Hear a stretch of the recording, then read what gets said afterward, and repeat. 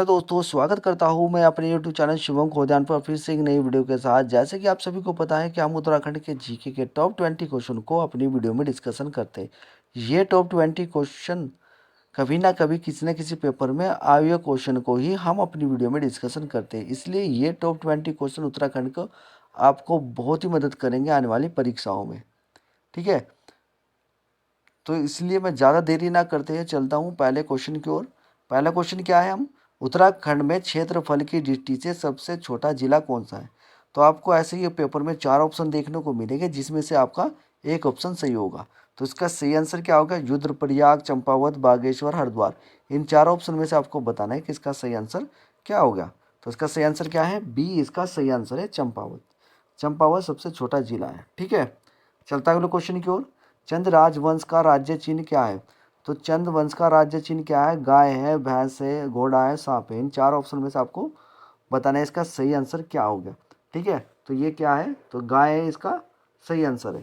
तो इसका सही आंसर क्या होगा? ए इसका आंसर हो गया है। ठीक है, चलता अगले क्वेश्चन की ओर। निम्नलिखित में से कौशिक समिति का गठन किस मुख्यमंत्री ने किया था?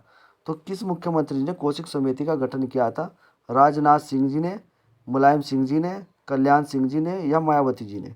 तो इन 4 ऑप्शन में से आपको बताना है कौन सा इसका सही आंसर हो गया है। तो इसका सही आंसर क्या है? तो इसका आंसर हो गया बी, मुलायम सिंह जी ने कौशिक समिति का गठन किया था। ठीक है, चलता अगले क्वेश्चन की ओर। उत्तराखंड का प्रथम उल्लंघन किस धार्मिक ग्रंथ में मिलता है? तो किस धार्मिक ग्रंथ में मिलता है? सोमवेद, उपनिषद, या ऋग्वेद, या इनमें से कोई नहीं। ठीक है, तो इसका सही आंसर क्या हो गया? तो ऋग्वेद में इसका उल्लंघन मिलता है। तो सही आंसर क्या हो गया? डी इसका सही आंसर हो गया है। नहीं, सी इसका सही आंसर हो गया है, ऋग्वेद। ठीक है, चलता है अगले क्वेश्चन की ओर। बद्रीनाथ मंदिर का निर्माण के लिए किस कतुरी शासन ने भूमि दान दी थी? तो किस कतुरी शासन ने भूमि दान दी थी? ललित सुदेव जी ने, बसंत देव जी ने, सोमचंद जी ने, या ज्ञानचंद जी ने। तो इन 4 ऑप्शन में से आपको सही आंसर बताने क्या इसका सही आंसर हो गया। तो इसका सही आंसर क्या हो गया? ए इसका हो गया, ललित सूरदेव जी ने यह भूमि दान दी थी बद्रीनाथ को। ठीक है, तो इसका सही आंसर क्या हो गया? ए इसका सही आंसर हो गया है। चलता है अगले क्वेश्चन की ओर। झिलमिल ताल उत्तराखंड के किस जिले में स्थित है? तो झिलमिल ताल किस जिले में स्थित है? चमोली, देहरादून, नैनीताल, या चंपावत। तो इन 4 ऑप्शन में से आपको बताना है इसका सही आंसर क्या है। ठीक है, तो इसका सही आंसर क्या हो गया? ये कहाँ पर है? तो ये चंपावत जिले में है। ठीक है, कहाँ पर है ये? चंपावत जिले में है। ठीक है, तो इसका आंसर क्या हो गया? डी इसका सही आंसर हो गया है। ठीक है, चलता अगले क्वेश्चन की ओर। निम्नलिखित में से नंदा देवी मंदिर के निकट किस ताल है स्थित? ताल है या ना कि लाल है। ठीक है, क्या है ये? ताल है। ठीक है, ताल। तो कौन सा ताल स्थित है नंदा देवी मंदिर के निकट?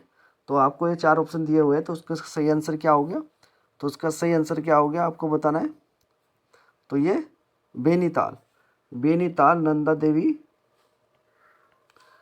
बेनीताल। तो इसका सही आंसर का बी इसका सही आंसर हो गया, बेनीताल, जो कि नंदा देवी मंदिर के निकट है।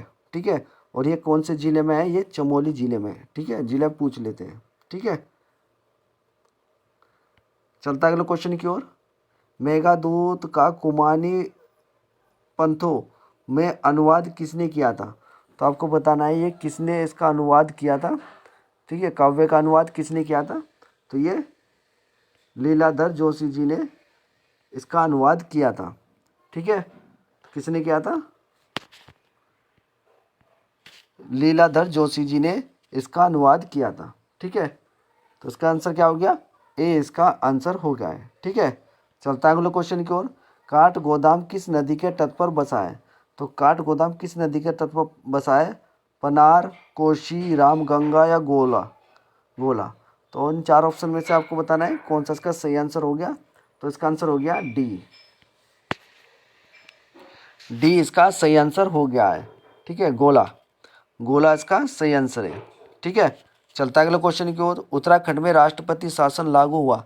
तो उत्तराखंड में राष्ट्रपति शासन कौन सी तारीख को लगा था? आपको बताना है 27 मार्च 2016 को, 24 मार्च 2016 को, 20 मार्च 2016 को, और 30 मार्च 2016 को। तो इनमें से आपका सही आंसर क्या हो गया? तो इसका सही आंसर हो गया ए। 27 मार्च 2016 को ये लागू हुआ था और ये 11 मई 2016 को तक रहा। और ये कितने दिन तक रहा था? ये 46 दिन तक इसका रहा है। ठीक है, तो इसका सही आंसर क्या हो गया? ए इसका सही आंसर हो गया है। ठीक है, चलता है अगले क्वेश्चन की ओर। निम्न में से कौन चलता है अगले क्वेश्चन की ओर निम्न में से कौन सम्मिलित नहीं है? तो आप इन चार ऑप्शन बताना कौन सा सम्मिलित नहीं है। खटीमा कांड 1 सितंबर 1994 में, रामपुर तिराया कांड 2 अक्टूबर 1994 में, मंसूरी कांड 30 सितंबर 1994 में। इनमें से कोई नहीं। तो इसका सही आंसर क्या हो गया? तो इसका आंसर हो गया सी, मंसूरी कांड, जो कि 3 सितंबर 1994 में हुआ था। ठीक है, 3 सितंबर 1994 में हुआ था। तो इसका आंसर क्या हो गया? कौन सा सम्मिलित नहीं है? तो ये सी इसका सही ऑप्शन है। ठीक है, चलता अगले क्वेश्चन की ओर। मानसरोवर यात्रा उत्तराखंड के किस स्थान से चीन में प्रवेश करती है? तो आपको चार ऑप्शन दिए हुए, पिंडारी दर्रा, लिपुलेख दर्रा या ट्रेल दर्रा से या मिलन दर्रा से, कौन सी दर्रा से हम इसमें प्रवेश करते हैं? तो इसका सही आंसर क्या हो गया? तो इसका सही आंसर हो गया लिपुलेख दर्रा से। लिपुलेख दर्रा इसका सही आंसर हो गया। ठीक है, चलता अगले क्वेश्चन की ओर। देहरादून में फुटबॉल अकादमी की स्थापना हुई, तो कौन से सन में इसकी स्थापना हुई थी? सन 2012 में, सन 2010 में, 2011 में या 2014 में।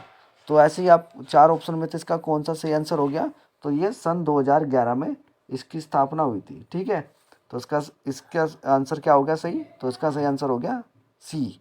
ठीक है, चलता है अगले क्वेश्चन की ओर। वर्ष 2011 की जनगणना के अनुसार उत्तराखंड में सर्वाधिक नगरीय जनसंख्या वाला जिला कौन सा है? तो आपको बताना है कौन सा जिला सबसे ज़्यादा नगरीय जनसंख्या वाला है। देहरादून, उधम सिंह नगर, देहरादून और चंपावत। चार ऑप्शन आपको दिए हुए हैं, तो उसमें से सही आंसर क्या हो गया?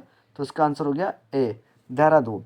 देहरादून में सबसे ज़्यादा नगरीय जनसंख्या है। अगर जनसंख्या प्रतिशत की बात करें तो 55.52% इसकी जनसंख्या है प्रतिशत में। ठीक है, चलता अगले क्वेश्चन की ओर। बद्रीनाथ मंदिर को विभाजित किया गया है, कितने भागों में विभाजित किया गया है? तो आपको बताना है बद्रीनाथ मंदिर को कितने भागों में विभाजित किया गया है। 2 भागों में, 6 भागों में, 3 भागों में, 4 भागों में। तो इसका सही आंसर क्या होगा? 3 भागों में इसको विभाजित किया गया है। ठीक है, अगर हम विभाजित की बात करें तो कौन कौन से हैं इसमें? तो मैं लिख देता हूँ इसमें। एक तो गर्भगृह है। ठीक है, कौन कौन से हैं? तो कौन कौन से हैं? एक तो गर्भगृह मंडप है, दर्शन मंडप है और सभा मंडप है। तीनों में लिख दिए आपके लिए, क्योंकि तीनों में तो कोई सा पूछ सकता है। ठीक है, तो इसका सही आंसर क्या हो गया? सी इसका सही आंसर हो गया। चलता हूँ अगले क्वेश्चन की ओर। मौलाराम की चित्रकला प्रसिद्ध है, तो किस चित्रकला से मौलाराम जी प्रसिद्ध हुए थे? आपको बताना है इसमें से। तो ये बसोली शैली के लिए, गुलेर शैली के लिए, गढ़वाल शैली के लिए या कांड कांडिका शैली के लिए। तो इसका सही आंसर क्या हो गया? गढ़वाल शैली के लिए ये प्रसिद्ध हुए थे। गढ़वाल शैली के लिए ये गढ़वाल शैली चित्रकला के लिए प्रसिद्ध हुए थे। ठीक है, चलता अगले क्वेश्चन की ओर। लेसा निम्नलिखित में से किस किस पेड़ का जैविक उत्पादन है? तो लेसा किस पेड़ का जैविक उत्पादन आपको बताना है। देवदार, साल, चीड़, बाज। तो इसके में से आपको सही आंसर क्या हो गया? तो इसका चीड़ इसका सही आंसर हो गया है। ठीक है, चलता अगले क्वेश्चन की ओर। ब्रह्मदेव संबंधित है, तो ब्रह्मदेव किस वंश से संबंधित है? कुनिद वंश से, चंद वंश से, पवार वंश से या कतूरी वंश से। तो इसका सही आंसर क्या हो गया? डी इसका सही आंसर हो गया है। ये कतूरी वंश से संबंधित है। ठीक है, किससे संबंधित है? तो ये कतूरी वंश से संबंधित है। ठीक है, चलता अगले क्वेश्चन की ओर।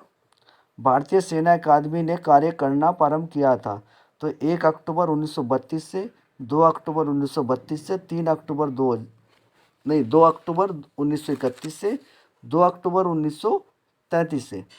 तो इसका सही आंसर क्या हो गया? ए इसका सही आंसर हो गया। 1 अक्टूबर 1932 में सेना ने कार्य करना प्रारंभ किया था। ठीक है, चलता अगले क्वेश्चन की ओर। गढ़वाल का प्रथम नर जातीय समूह किसे माना जाता है? तो ये किसे माना जाता है आपको बताना है। कोल को, वन राजी को या कतूरी को या इनमें से कोई नहीं।